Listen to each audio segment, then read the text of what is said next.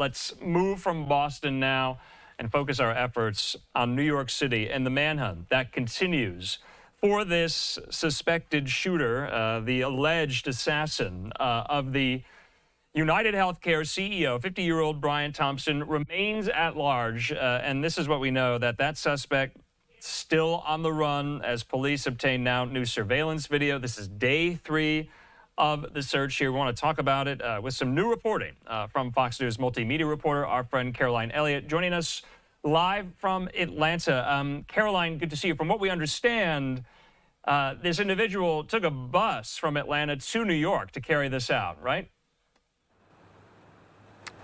Exactly, Andrew. And now we're getting new information from police tonight. We're told that after that shooting, the suspect took a taxi to a local bus facility. So it's unclear where the gunman could be right now. We're told that those tips continue to come in, but as of tonight, investigators still do not have an ID on the suspect.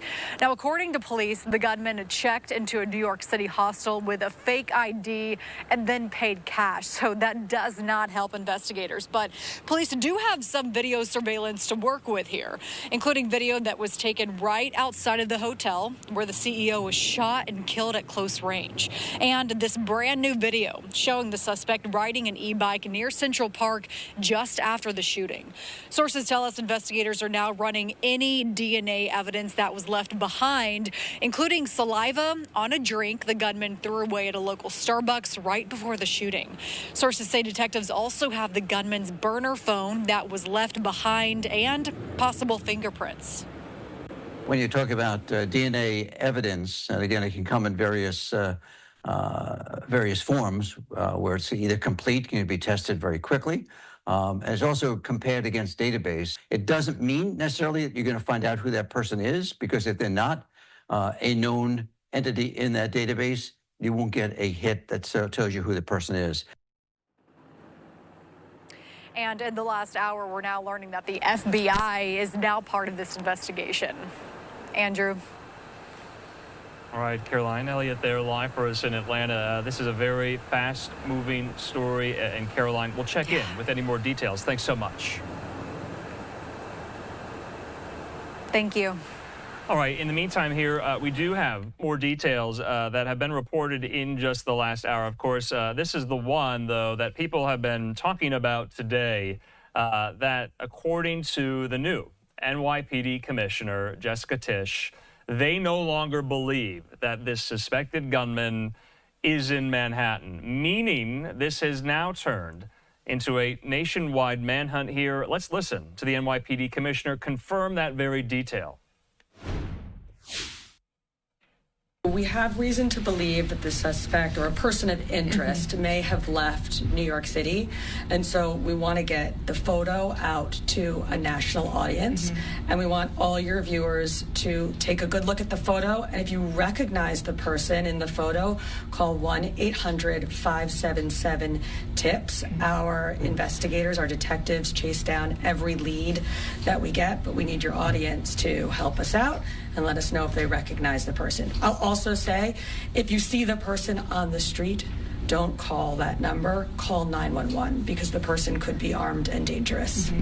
Well, just from looking at the video cameras that we've been doing, is we were able to track him all the way from the incident location itself, and eventually we have him entering the Port Authority bus terminal at 178th Street and Broadway.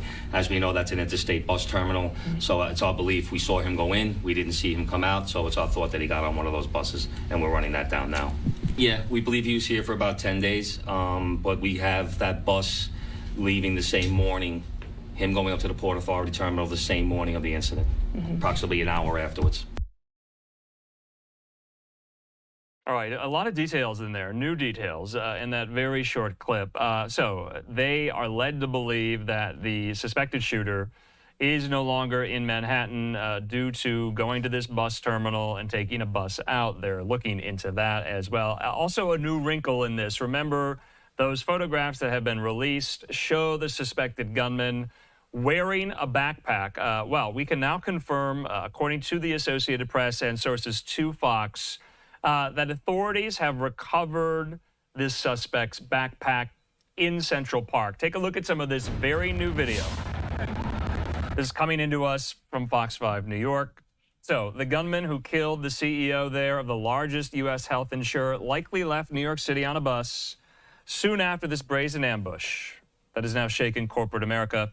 But he left something behind, a backpack that was discovered in Central Park. Now, police still do not know the gunman's name or whereabouts or had a motive for the killing. You see there NYPD officers searching Central Park in new video. Now, investigators were looking at whether the shooter may have been a disgruntled employee or client of the insurer. Now, video of the gunman fleeing Wednesday's shooting showed him riding a bicycle into Central Park, later taking a taxi to a bus terminal that offers commuter service to New Jersey and Greyhound routes to Philly, Boston, and D.C. Police have video of the man entering the bus station, but no video of him exiting, leading them to believe he left the city. Investigators today found a backpack in the park that had been worn by the gunman during the shooting.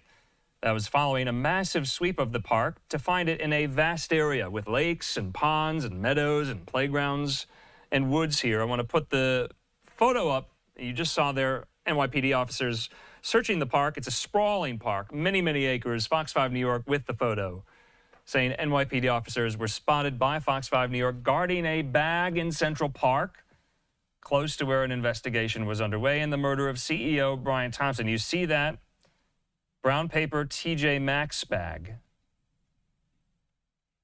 So, we're not entirely sure if this is the photo of the backpack in the bag. What we do know is they have recovered the backpack. So, wanted to get all of this in here.